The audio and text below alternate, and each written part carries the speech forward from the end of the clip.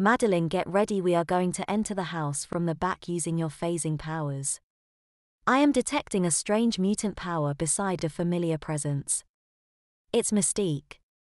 We must go now, Professor X said, increasing the throttle on the van. Madeline mentally prepared herself for the infiltration, then she checked just how visible her diaper was. Very well, she would have to help this new mutant first and restore her pride later. So who are you and why did you save me? Gabriel turned to the girl staring at the fighting before them. The girl's skin began to blister all over, these blisters then popped, allowing blue pus to run all over her body.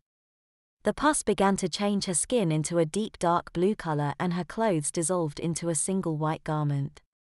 Her hair, now covered in blue pus, began to turn red and her blue eyes blinked out, the pus then turned blue. Once this transformation had occurred, Gabriel felt violently sick. His mother was in the same state, but his father remained impassive. I'm a mutant like you, Gabriel, she said in a deep sultry voice. I know what it's like to be shunned by those around you. To be feared and hated because you are different. And I know how you can change all that. Mystique thinks that mutants should be the rulers of this planet and that humans should be culled to make way for a new world order. A voice from the bottom of the stairs said.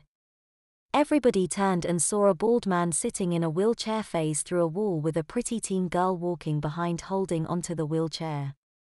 That's not right, Gabriel's mother said. Mystique just melted into a giant falcon and soared out of the window. But she saved me, Gabriel said.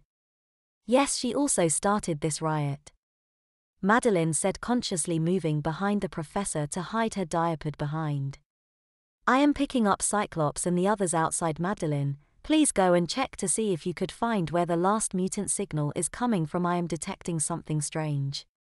Madeline cursed the professor. He was making sure that everybody saw her diaper, so she didn't enjoy wearing them anymore. She moved quickly to the window and then she saw what the professor was talking about. She saw the last mutant signature because she saw Mystique land beside a girl who jumped on her back and they flew the last 2 meters to the car and then sped off into the distance. Yes, Professor, I see the other mutant, a black-haired girl. They are moving into a car and escaping. The riot seems to be stopping, Madeline said, turning. She saw that everybody was staring open-mouthed at her behind. Madeline blushed red. Everybody seemed to shake his or her heads and then turn back to the professor. Thank you, Madeline. I am Professor Charles Yaffle. I believe you called me about the development of mutant powers in your son. That's right, Gabriel's father said. He was being bullied at school when his powers came to the front. Apart from the slight discoloration to his teeth, we had no idea he was a mutant. Gabriel hated being talked about as if he wasn't there, so he turned to Madeline. Was this what it was like for you? Worse, she replied. I was pushed into a locker at school and fell through it. One of Mystique's goons tried to recruit me as well. That was before I met the professor. Excuse me, but where is your bathroom? Gabriel seemed to shake his head. Up there, first door on the right. Madeline moved upstairs. Once in the bathroom, she locked then door and took off her diaper. It wasn't wet, so Madeline used the bathroom and then phased her diaper into the space between the bath paneling and the tub itself.